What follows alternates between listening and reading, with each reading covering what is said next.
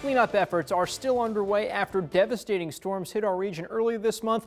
Just take a look here at the screen behind me. This is some of the remains of what an EF4 tornado demolished and did to several buildings in Marion. News 3's Waylon Wallace-Parker shows us where our area stands on the road to recovery. For some residents who live on Quarter Horse Road, they say the area that they called home will never be the same again. I have some moments. I'll come outside and look at my flowers and just, have a breakdown and start crying. Chris and Jeff Bryant says after the May 16th EF4 tornado, the trees that once surrounded their home are gone. Yeah, so this was a completely wooded lot. I cleared the land enough to build the house.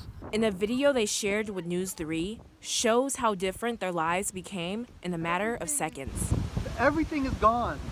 Everything is gone. The Bryants say is due to all the volunteers, they can now move around freely and start repairing their home they built. We'll rebuild, the garage and it'll take some time. We try to picture what it'll look like in a year or 2 years. But for some of the neighbors, returning home is not an option.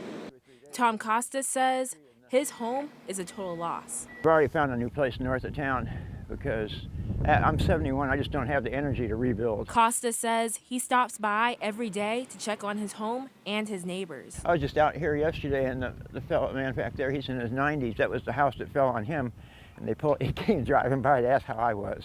While some homeowners have started demolition on their homes, the Williamson County Highway Department focused on clearing out debris left by damaged trees. This southern portion from east to west was affected, but this central 20 mile was really affected heavily, and the devastation was pretty widespread. Costa and his neighbors say they are still processing how their lives have changed, but he says his family will stay in the area.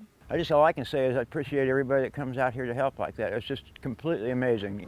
Bryant says for his family, the storm will not be over until they repair their house and turn it back into their home. In Williamson County, Waylon Wallace-Parker, News 3.